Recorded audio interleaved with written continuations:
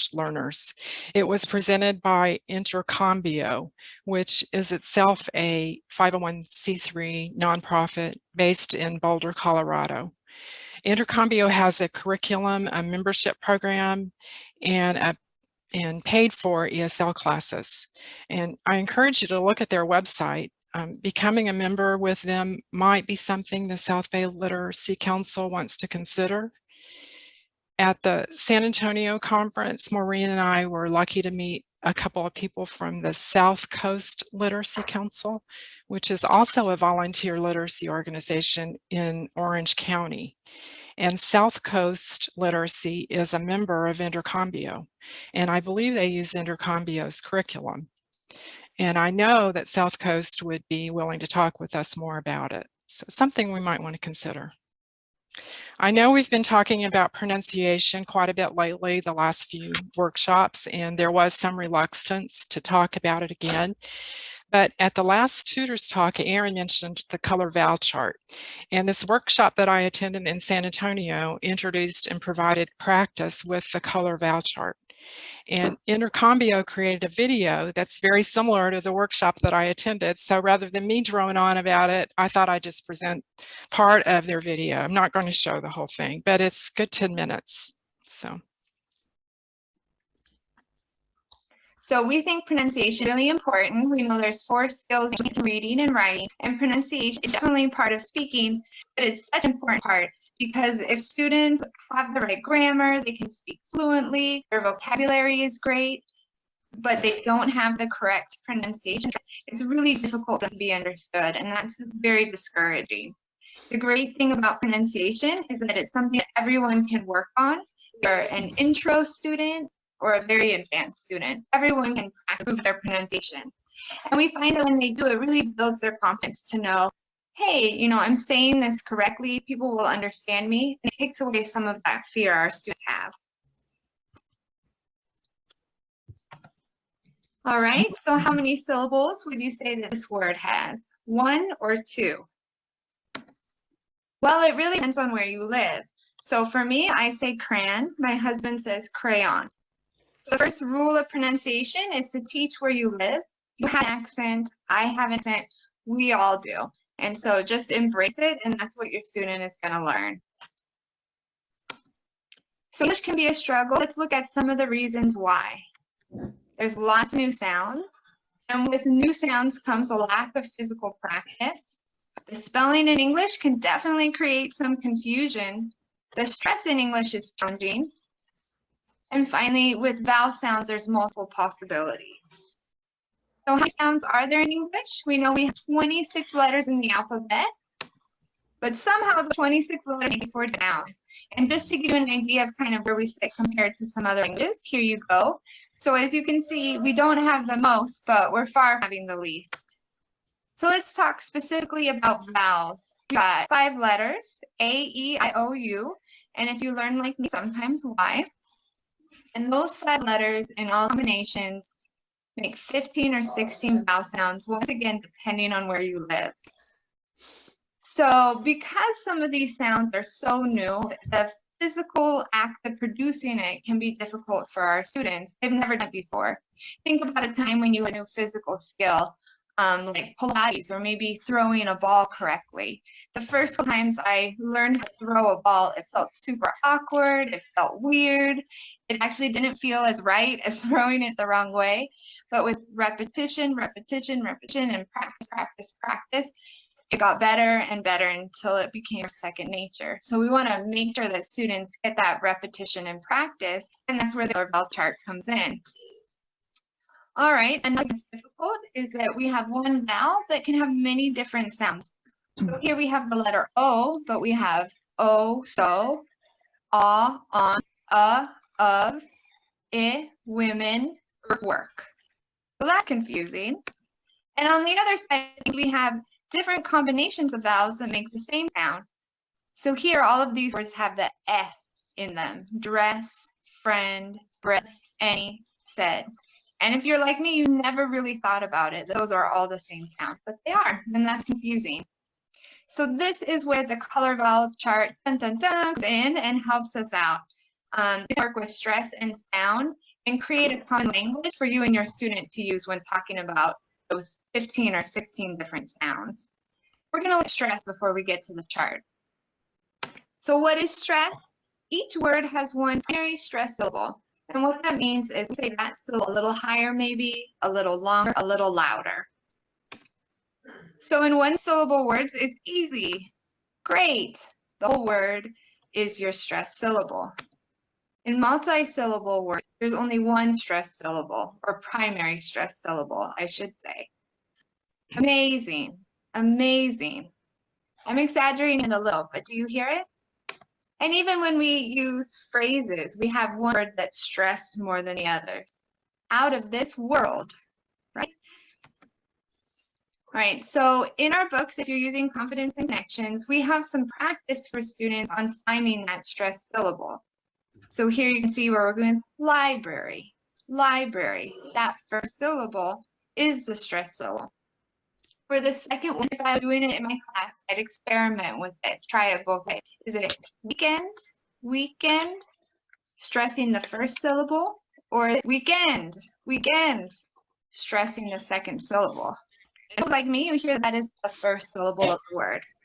So I recommend just playing with this. I didn't realize that we were even putting stress on our word. So this was a big realization for me, and it really took time for me to hear it. If you struggle with this, don't feel badly, just keep practicing. All right, so stress is important for students to be understood, making sure that they're pronouncing the word correctly, but it's important that they're using the correct word, because stress can change the meaning. So perfect, perfect has one meaning, and perfect, perfect has another meaning. Same thing with produce, produce, and produce, produce. One is our salad and vegetables, and another one is the act of producing something. Not a great definition. You'll get the idea. So when in doubt, if you're like me and you're just starting with it and you're having a hard time hearing it, just go to dictionary.com and they're going to bold a syllable for you to make it a little easier. And to be honest, I always check just to make sure. All right, so now that we talked about stress, let's talk about the color chart itself. So as you can see, it's beautiful. We have a lot of colors on here. And because we have the problem in English where different sounds and different combinations make the same sound, and sometimes certain letters have multiple sounds, this, instead of identifying it with letters or saying short A and long A, which doesn't connect for students, uses a color, green, and a keyword, T, to show green E, green T-E, right? And it does that throughout this chart. Notice that there are some colors that are 2 syllables. So if that confuses you like it did me, just go to that keyword and see what the vowel sound is. So in this case, silver pin. So we're going to focus on the sil in silver. All right, another great question about this chart is why the shape? Why are we in this U? So this is like the vowel circle. We put it in a U. And the reason why is because this U tells us what position when we top close to green T. Sorry, you guys.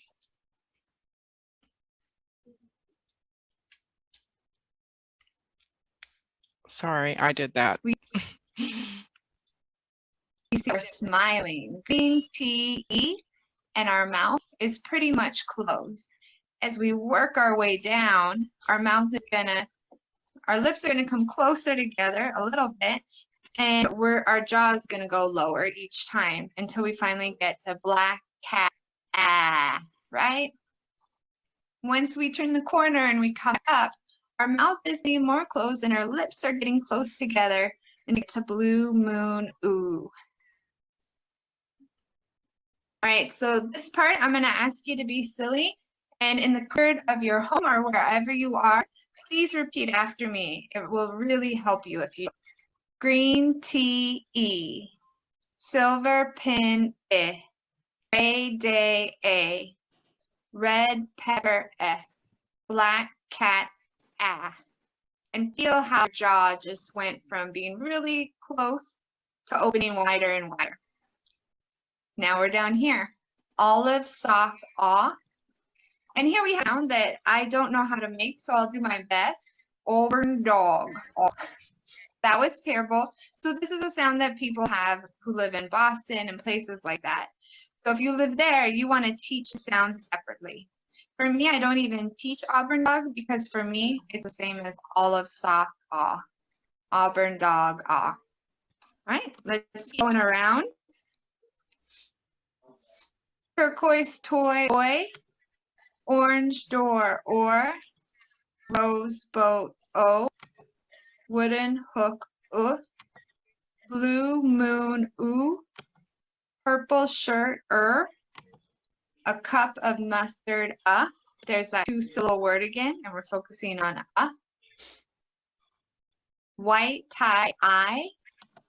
And brown cow, ow. I have these mouth pictures here, but sometimes people wonder about the Y, the R, and the W. And that's really just another way to clue you into what your mouth is doing. So say Y. See how your mouth is ending there in that smile? Again, this is that is kind of pointing you towards where your mouth should be. And same with wah, ooh, right? Feel your lips come together for that.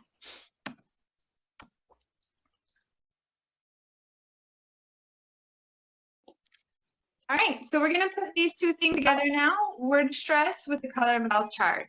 And the reason why I talked about word stress is because we're going to match the stress syllable of each word with the color, rather than trying with a multi-syllable word to match every single syllable. All right, so here's baby, right? It's baby, not baby, so our stress is on the first syllable. And that's going to be gray day, baby, A. And if you repeat that after me, you can feel how your jaws moving in the same way for that. Okay, classroom. Hopefully you're hearing the first syllable. It's classroom, not classroom. And that's going to be black cat, classroom, Try and figure this one syllable. Sorry, I messed us up here. I was clicking around and again, you can hear and always have it. Let me go back. Kill myself. All right, let's move on. Sorry. Let me get. We're doing fine. We're doing fine. No problem. I'm not supposed to use my clicker, and I was using it. And now I can't remember how to get out of this. So let me get. Here we go.